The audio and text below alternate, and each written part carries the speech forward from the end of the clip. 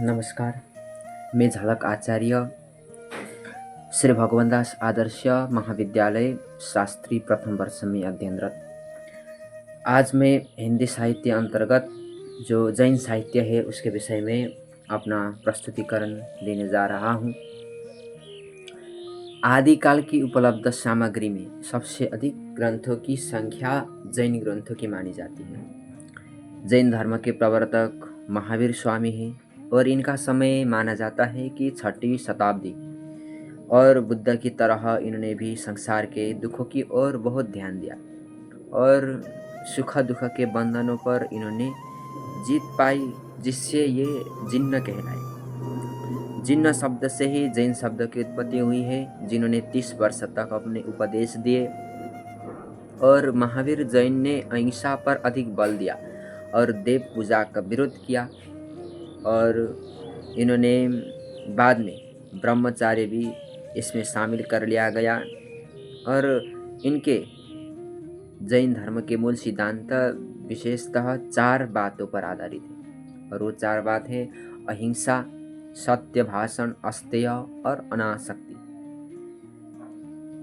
जैन की संख्या 24 मानी जाती है। इन्होंने इस धर्म को फैलाने का प्रयास किया। आगे चलकर जैन धर्म 2 शाखाओं दिगंबर और श्वेतांबर में बट गया। जैन धर्म की इन 2 शाखाओं ने धर्म प्रसार के लिए जो साहित्य लिखा वो जैन साहित्य के नाम से जाना जाता है। दिगंबर जैन साधु और कवियों का क्षेत्र दक्षिण भारत और मध्य देश रहा है, और श्वेतांबर जैन साधुओं तथा कवियों का क्षेत्र अधिकतर राजस्थान और गुजरात रहा है।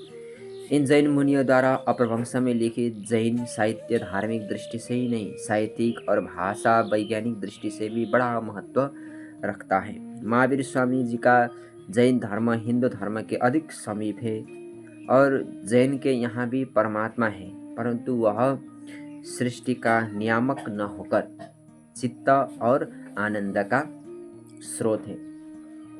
उसका संसार से कोई संबंध नहीं है। प्रत्येक मनुष्य अपनी साधना और पौरुष से परमात्मा बन सकता है, ये ऐसा इनका मत है।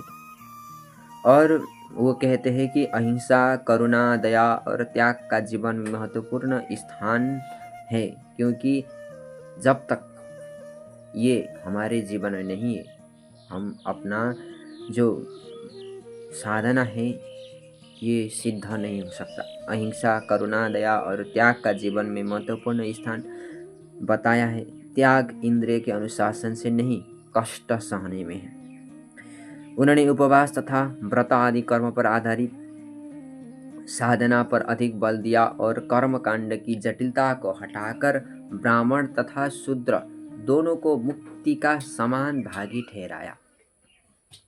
जैसे कवियों ने जन सामान्य तक सदाचार के सिद्धांत को पहुंचाने के लिए चरित काव्य, कथात्मक काव्य, रास ग्रंथ, उपदेश प्रधान आध्यात्मिक ग्रंथों की रचना की। कथाओं के माध्यम से शालाका पुरुषों के आदर्श चरित्रों को प्रस्तुत करना, जनभाषण का धार्मिक एवं चारित्रिक विकास करना, सदाचार, अहिंसा, संयम आदि गुणों की महत्ता बताना और उन्होंने जीवन में धारण करने के लिए प्रेरित करना कवियों का मुख्य उद्देश्य रहा।